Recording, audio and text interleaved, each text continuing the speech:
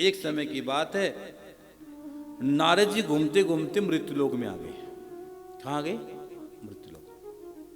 अब नारद जी ने मृत्युलोक में आकर देखा, सब जगह जगह जगह जगह जगह जगह नारद जी गए, लेकिन नारद जी को कभी शांति नहीं मिली। कलयुग आ गया और नारद जी ने देखा कि जहां जहां गए नारद जी का मन विचलित हो गया। दो ही जना तीर्थ चाल्या चित्त चंचल मन चोर, एक पाप उतर रहा नहीं 10 मन लाया। और अगर आप तीर्थों में भी गए हो और तीर्थों में जाकर अगर भजन नहीं हो पाया, तीर्थों में अगर हमारे मन में पाप आ गया, तो तीर्थ यात्रा फेल हो गई।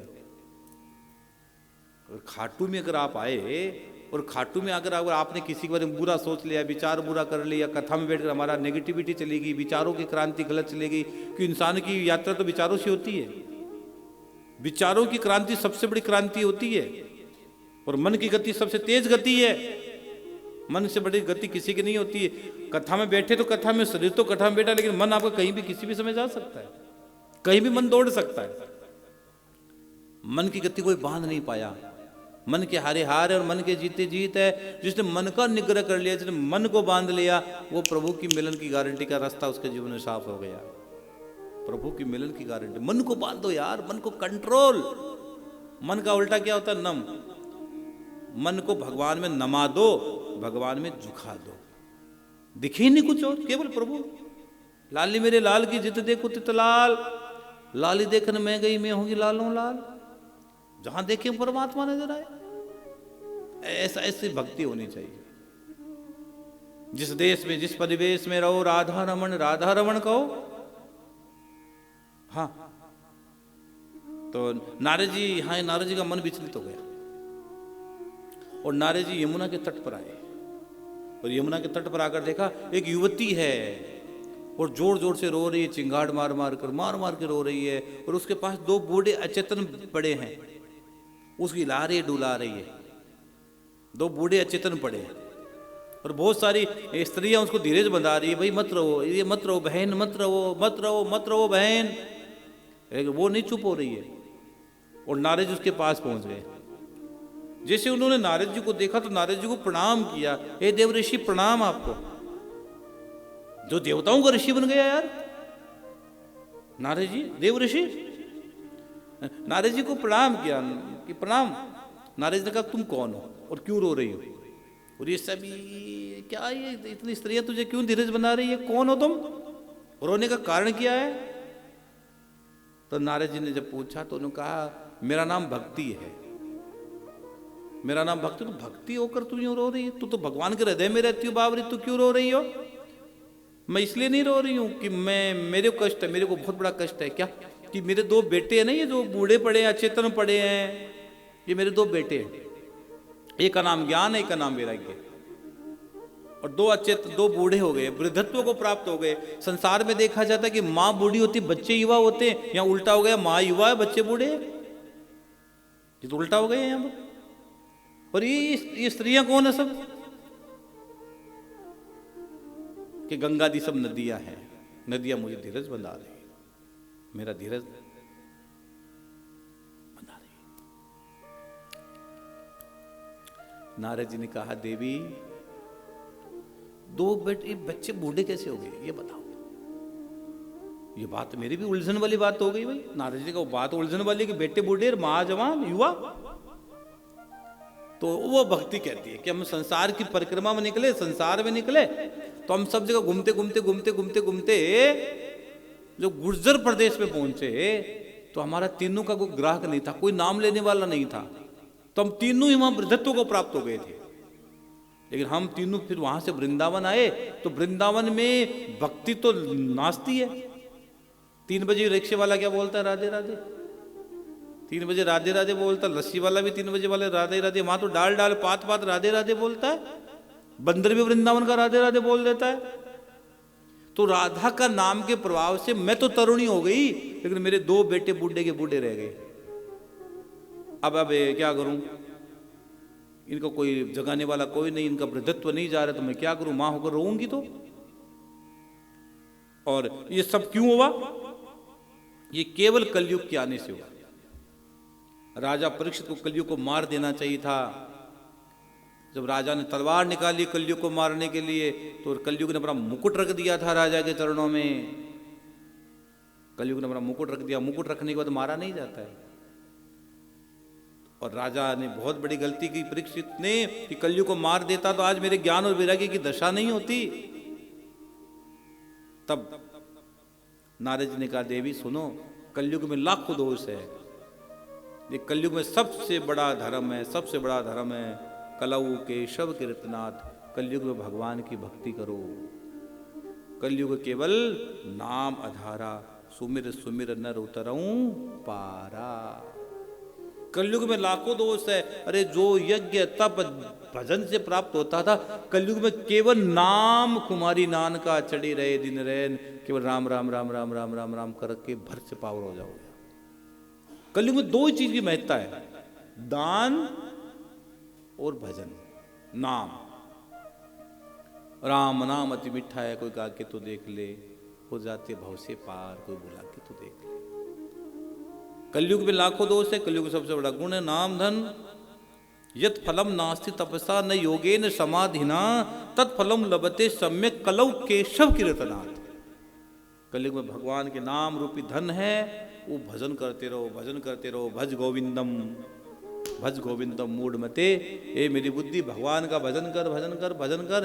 तेरे जीवन में सब के सब रास्ते निकल जाएंगे, सब रास्ते निकल जाएंगे।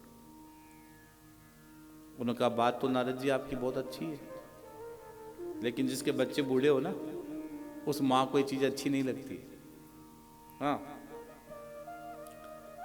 जिस घर में हो, कई बार भैया तू ये मत बोल रही है, तो ये बातें हमको अच्छी नहीं लगती है। बातें तो भले ही वो सही है, लेकिन अच्छी नहीं लगती है।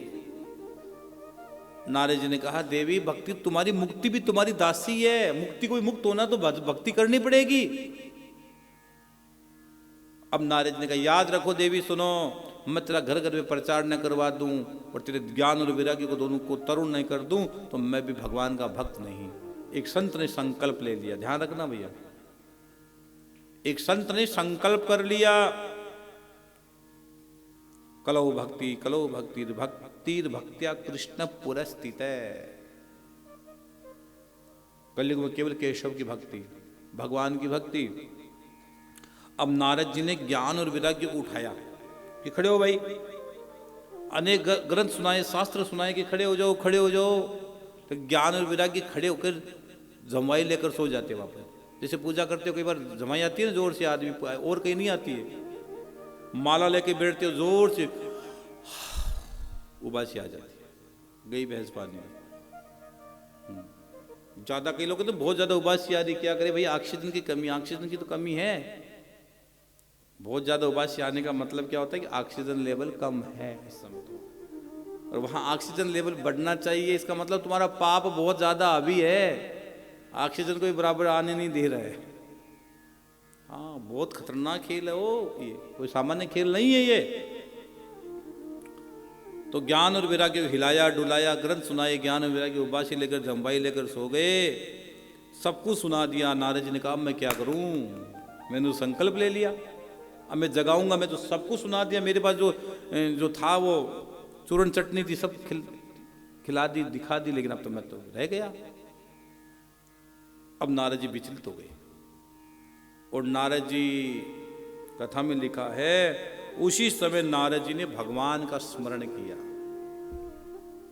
और जैसे प्रभु का स्मरण किया उसी समय का आकाशवाणी हो जाती है, अरे नारद जी कोई सत्कर्म करो। क्या करो? कोई सत्कर्म करो, ये ज्ञान और वैराग्य दोनों तरुण हो जाएंगे। अब नारद जी ने कहा, सत्कर्म किसको कहते हैं? मैं सत्कर्म कौन सा सत्कर्म करूं जिससे मेरे दोनों ये ज्ञान और वैराग्य तरुण हो जाए? अब नारद जी सत्कर्म किसको कहते? कई बार आदमी कितना बड़ा ज्ञानी नहीं हो क्यों ना हो, लेकिन उलझ जाता है, उसको कोई दूसरे आदमी से मार्ग मिलता है। और बहुत सारे डॉक्टर अपना इलाज नहीं कर पाते, घर वालों के डॉक्टर की दवाई नहीं लगती उसकी, और दूसरा डॉक्टर छोटी सी पर्ची बना देता है, उसकी दवाई काम कर जाती है। तो कई बार आदमी खुद भी उलझ जाता है, सब कुछ होने के बावजूद उलझ जाता है, क्योंकि इसलिए तो गुरु की जरूरत पड़ती है ना। आप कितने बड़े हो जाओगे तो गुरु तो है, गुरुओं का गुरु होता है, इसलिए परम गुरु की कथा ये तो भागवत तो परम गुरु की सत्ता है। इस परम गुरु को भी पढ़ने जाना पड़ा यार उज्जैन में। इस श्री कृष्ण को भी जिसकी कथा हम सुन रहे वो भी उज्जैन में आए, संदीपनी ऋषि के आश्रम में पढ़े, उनको भी पढ़ना पड़ा। परम गुरु भी पढ़ने आता है, आज तक कहीं नहीं हुआ होगा, लेकिन परम गुरु यहां पढ़ने आया। 64 दिन रहे अपने गुरुकुल में भगवान श्री कृष्ण। वही तो सुदामा से मित्रता हुई, और वो मित्रता भगवान ने निभाई भी भैया। दुनिया निभाई ना निभाई, गोविंद ने निभाई, इसलिए वो निभाता बहुत है, इसलिए वो गरीब निवाज है, वो करुणा निधान है वो। हाँ, करुणा निधान है। तो नारद जी ने सोचा मैं क्या करूं, सत्कर्म किसको कहते हैं। तो नारद जी अनेक संतों के पास गए, जितने संत महात्मा मिलते भैया इधर आओ, सत्कर्म किसको कहते हैं बताओ। कोई नहीं, लोग सोचे नारद जी नहीं जान पाए, हम क्या जानेंगे। और उसी समय नारद जी घूमते घूमते बद्रिकाश्रम पहुंच गए, बद्रीनाथ पहुंच गए, जहां भागवत लिखी गई। वो तो भक्ति की भूमि है, वो तो अद्भुत भूमि, उस जगह में करंट है। वहां उस जगह में इतना करंट है आप कल्पना ही नहीं कर सकते हो। और जैसे ही वो नारद जी वहां पहुंचे तो सनकादि चारों भाइयों को वहां देखा। और चारों भाई कौन? सनकादि संत महर्षि ब्रह्मा जी ने सबसे पहले चारों सृष्टि रची तो चारों भाइयों को बनाया था। और चारों भाई केवल भगवान का भजन करते हैं। एक कथा सुनाता है, 3 सुनते हैं, फिर दूसरा सुनाता है, फिर 3 सुनते हैं, फिर तीसरा सुनाता है, फिर 3 सुनते, चौथा सुनाता है, फिर 3 सुनते। इनकी कथा 24 घंटे चलती है। और नारद जी ने जैसे ही उनको देखा तो नारद जी ने प्रणाम किया, और उन्होंने नारद जी को प्रणाम किया। और नारद जी ने पूछ लिया, डायरेक्ट ही पूछ लिया कि सत्कर्म किसको कहते हैं। भूखा आदमी हो ना, उसको भोजन चाहिए पहले। भाई साहब ये आदमी जो भोजन कर ले एकदम पेट भर जाए, फिर नहीं आजकल मैं रसगुल्ला कम ही खाता हूँ। ले भूखा हो तो तू खा जाएगा, 4 रसगुल्ले एक साथ खा जाएगा। लेकिन भूख लगने जब आदमी एकदम भर पेट भोजन कर लेता है उसके बाद उसके नाटक स्टार्ट हो जाए। नहीं ये नहीं ना, मैं नहीं लूँगा, आधा पीस हो नहीं। और जब आदमी भूखा हो, अरे साहब भूखा आदमी तो सूखी रोटी खा जाता है। भूख होती है ऐसी चीज है। और अगर प्यासा आदमी हो तो वो ये नहीं देखता ये पानी कैसा है, और नींद आए तो ये आदमी ये नहीं देखता कि गद्दा कैसा है। नींद आए तो आदमी बगैर तकिया यहाँ का तकिया बना के भी सो जाता है। नींद तो नींद होती है, भूख तो भूख होती है। हाँ, भूख तो भूख होती है। और जो भूखे को भोजन करवा दे फिर उसको तो कहना ही क्या भाई। और कोशिश किया करो भूखे को भोजन कराओ। एक दिन का भंडारा करवाया करो खाटू में, ब्राह्मण भोजन करवाया करो, भूखे को भोजन करवाया करो। एक दिन ब्राह्मण भोजन भंडारे की सेवा हमने 11,000 रुपये रख रखी है। आपके परिवार के नाम से पूरा भंडारा हो जाएगा चकाचक, ठाकुर को भोग लग जाएगा और आपके घर में को दोस्त भी चले जाएंगे। यूं तो 12 महीने में कितनी बार ब्राह्मण भोजन करवाते हो बताओ? श्राद्ध के दिन करवा देते हो, वैसे शियारा। हाँ, कितनी बार गायों को रोज वो देते हो? कितने लोग रोटी देते हैं? बहुत कम लोग देते तो ठंडी होने के बाद देते हैं। कितने लोग भोजन करवाते, कितने लोग तर्पण करते हैं पितरों का? कोई नहीं करता, बहुत कम लोग करते। फिर आप समस्या तो तुम्हारे घर में तुमने पाल रखी है। ये होता है। तो एक दिन का ब्राह्मण भोजन करवा देना, भंडारा करवा देना, छोटी सी राशि रखी खाटू में 11,000 की। तो नारद जी ने पूछ लिया कि सत्कर्म किसको कहते हैं। और जैसे सत्कर्म का पूछा नारद जी ने तो भैया सनकादि ऋषियों ने कहा सुनो, सत्कर्म सूचको नूनम ज्ञान यज्ञ स्मृतो बुधई। संतों ने सत्कर्म को ज्ञान यज्ञ से विभूषित किया है। किससे? ज्ञान यज्ञ से। तो ज्ञान यज्ञ कौन सा? तो मैंने आज कथा में बताया था ना, श्रीमद् भागवत कथा ज्ञान यज्ञ। भागवत श्रीमद् भागवत पूरा नाम नहीं है, श्रीमद् भागवत कथा ज्ञान यज्ञ ये पूरा नाम है। श्रीमद् भागवत कथा ज्ञान यज्ञ। तो एक काम करो नारद जी, अब भागवत सुना दो। अब भागवत सुना दो, तुम्हारे ज्ञान और वैराग्य दोनों तरुण हो जाएंगे। अब ध्यान रखना, बूढ़ा आदमी भी जब भक्ति करता है तो कभी बूढ़ा नहीं होता है। ध्यान रखना आप, भक्त कभी बूढ़ा नहीं होता है। उनका चेहरा, उनकी दिव्यता युवान बच्चों को भी फेल करती है। भक्त कभी बूढ़ा नहीं होता है। माला चलेगी तो आप बूढ़े नहीं होंगे। आपकी माला आपका साथी रहेगी, आपका सहारा बनेगी माला, और ये माला ही आपको इतना माला माल बनाएगी।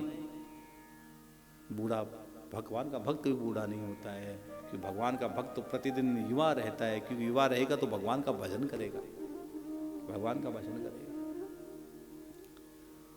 तो यहाँ प्रश्न कर दिया नारद जी ने। नारद जी ने कहा, भाई सुनो रे ऋषियों, मैंने सब कुछ सुना दिया, मैंने सब कुछ सुना दिया, फिर कुछ नहीं हुआ कि भागवत सुनाई, कि भागवत सुनाने से क्या हो जाएगा? तब सनकादि ऋषियों ने कहा, शास्त्र तो बहुत है, कि भागवत तो मोर मुकुट है। सभी ग्रंथों का अगर मोर मुकुट है तो भागवत है। भागवत को मोर मुकुट कहा गया है। सभी शास्त्रों का तिलक है, भागवत पुराण तिलक है। आप बॉडी में, शरीर में आप किसी को देखोगे, अगर उसके चेहरे पे यहाँ माथे पर तिलक होगा, सबसे ज्यादा अट्रैक्ट तिलक करता है आदमी का। इसलिए मैंने कई बार कथाओं में कहा है, इस आज्ञा चक्र को खाली मत रखा करो, इस पे कुछ भरा के रखा करो, लगा के रखा करो, यहीं से पूरी एनर्जी जनरेट होती है। ये नहीं ये इतनी जगह, इसको खाली मत रखा करो। इसलिए माता ही बिंदी लगाती है। बिंदी लगाने का क्या मतलब? हमारी हर चीज में बड़ी साइंस है। ये आज्ञा चक्कर, इसको खाली मत रखा करो। यहाँ केसर का तिलक लगा लिया करो, हरी चंदन लगा लिया करो, लगाया करो यार, हरी चंदन लगाया करो, केसर का तिलक लगाया करो, बस हो जाएगी पूजा। इसको खाली मत रखा करो इसको। तो नारद जी ने कहा कि सुनो, मैं कैसे मान लूं कि भागवत से हो जाएगा, मैंने सबको सुना दिया। अब सनकादि ऋषियों ने पता है क्या कहा, बहुत गहरी बात की, कि देखो ये आम का पेड़, आम का पेड़ दिखाई दे रहा है क्या? हाँ दे रहा है। कि आम के पत्ते में रस है कि रस है, तने में रस है कि है, इसकी डाली में रस है कि है, लेकिन जो रस आम में है कि इसमें है? पत्ते में जो रस होगा वो तो कम ही होगा, आम में तो ज्यादा रस होगा। तब उन्होंने सनकादि ऋषियों ने कहा, शास्त्र तो बहुत है, लेकिन जो आम का पका हुआ फल तो भागवती है। तूने सबको सुना दिया नारद जी, भागवत नहीं सुनाई, और भागवत सुनाते ही ज्ञान और वैराग्य तरुण हो जाएगा। हाँ, तो कि कहां सुनाया जाए भागवत? कि आनंद नामक गंगा के तट पर सुनाई जाए। देखो भागवत स्थान बताया है, मैंने आते ही कहा ना कि तीर्थों का कितना बड़ा महत्व है। जो आनंद नामक गंगा के तीर्थ तट पर भागवत सुनाई जाए। और हम खाटू श्याम जी में क्या बना रहे हैं बताओ? आनंदम धाम बना रहे हैं। बाबा श्याम के दरबार में आनंदम धाम बन रहा है मेरे बहन भाई, आनंदम धाम बन रहा है। बहुत बड़ा नक्षत्र बनेगा जहाँ हजारों लोग भोजन पाएंगे रोज। 5 मंदिर बन रहे हैं, सत्संग हॉल बन रहा है हजारों आदमियों का, गौ माता का हॉस्पिटल भी बना रहे हैं। एक बहुत बड़ी जगह तो हमने ले ली, एक जगह और ले रहे हैं, वो केवल गौ माता के हॉस्पिटल ले रहे हैं। तो महाराज जी हम आपकी इसमें किस प्रकार सहयोग कर सकते हैं? हमारा भी पुण्य लग जाए, भगवान ने हमें भी कृपा कर रखी है, हम पे भी कृपा हो जाए, हमारे भी धन शुद्ध हो जाए। तो क्या करें महाराज जी? आप भूमिदान करें, क्योंकि शीश के दाने के दरबार में हर व्यक्ति का धन नहीं लग सकता। जिस पर कोई भगवान की अनंत कृपा होगी उसका ही धन लगेगा, उसका ही धन लगेगा। भूमिदान कर सकते हो। 1 गज के लिए 11,000, 2 गज के लिए 21,000, 5 गज के लिए 51,000 और 11 गज के लिए 1,11,000 की राशि है। आप जी भर के भूमिदान करें, क्योंकि शास्त्रों में लिखा गया भूमिदान तो सर्वश्रेष्ठ दान है।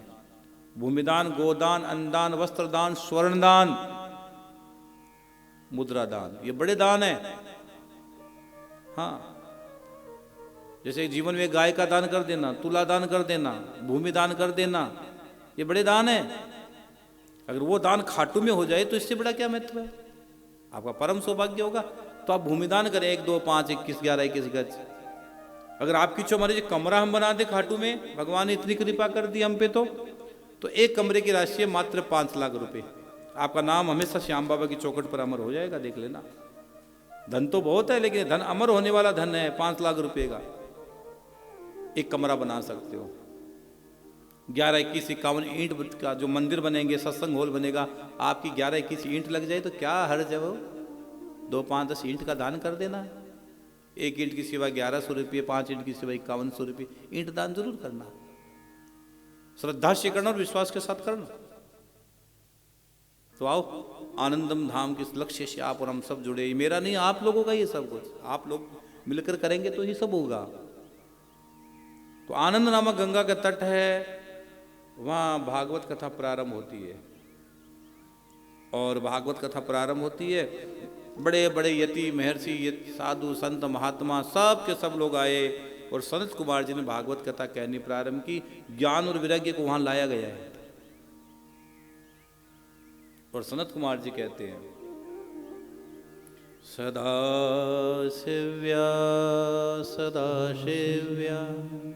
श्रीमद् भागवती कथा यस्या श्रवण मात्रेण अरचित्तं समाश्रये। सदाशिव्या श्रीमद् भागवती कथा यस्या श्रवण मात्रेण हरचित्तं समाश्रयेत्। रोज भागवत का सेवन करो, रोज भागवत को पढ़ो। भागवत में यहाँ तक लिखा गया है, यदि मनुष्य सद्गति चाहे तो उसे अपने मुख से इस भागवत कथा का एक श्लोक, आधा श्लोक अवश्य पढ़ना चाहिए। रोज घर में भागवत रखा करो, पढ़ा करो, बैठा करो, एक श्लोक पढ़ा करो, आधा पढ़ा करो।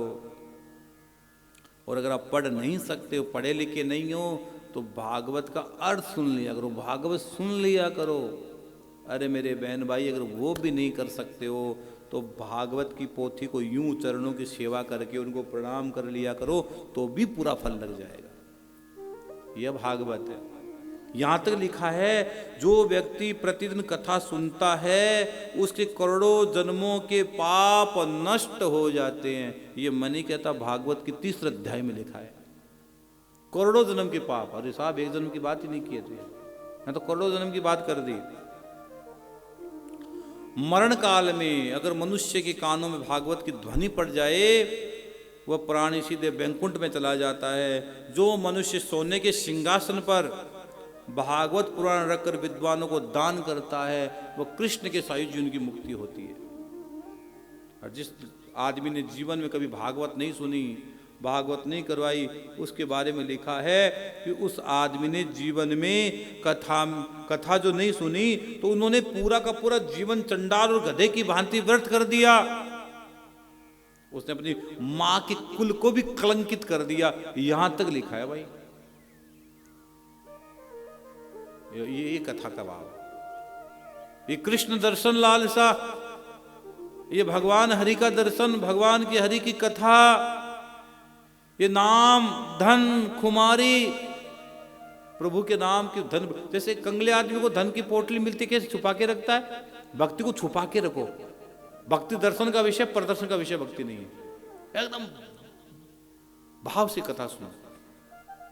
और भैया, जब कथा चल रही थी और जब कथा का महात्म्य हुआ था, और उसी समय भैया ज्ञान और वैराग्य दोनों नाचने लगे। भागवत में लिखा है, जब भागवत कथा में लिखा गया है ज्ञान और वैराग्य नाचने लगे, भक्ति महारानी नाचने लगी कि भागवत का भी तो महात्म्य हुआ है देवी। जय हो नमः की शब्द गुंजायमान होने लगा। और उसी समय कथा में लिखा गया है, भगवान नारायण प्रकट हो गए, श्री हरि विष्णु प्रकट हो गए। यह भागवत, क्योंकि जहां कथा होती है वो ठाकुर जी पक्के रहते हैं। हनुमान जी रोज कथा सुनते हैं, वहां रोज हनुमान जी कथा सुनते हैं भैया, रोज हनुमान जी कथा सुनते हैं। जो व्यक्ति भागवत सुनता है, उनके जन्म जन्मांतर के पापों का शमन हो जाता है, पापों का शमन हो जाता है। इसलिए भागवत अवश्य सुननी चाहिए, और नित्य भागवत सुननी चाहिए, नित्य भागवत सुननी चाहिए। ज्ञान और वैराग्य दोनों तरुण होकर नाचने लगे केवल भागवत कथा। अगर आपके जीवन में किसी प्रकार की कोई व्याधा है ना, जीवन में किसी प्रकार का मन नहीं लग रहा है, कोई प्रकार का स्ट्रेस तनाव चल रहा है, तो भागवत के शरण में आ जाओ आप। हाँ, भगवान कहते हैं अपने भक्त से कि तू मेरे मार्ग में पैर रख कर तो देख, तेरे जीवन में आनंद के सागर न भर दूं तो कहना। तू लोगों से मेरी बातें तो करके तो देख, हर एक को तेरा न बना दूं तो कहना। भगवान की भक्ति में बहुत नशा है, बहुत नशा है, बहुत नशा है। हाँ, ये प्रभु के नाम की नशा, बहुत नशा है, क्योंकि जब विभिन्न पिए नशा हो जाता है, जब देखो सूरत श्याम तुम्हारी।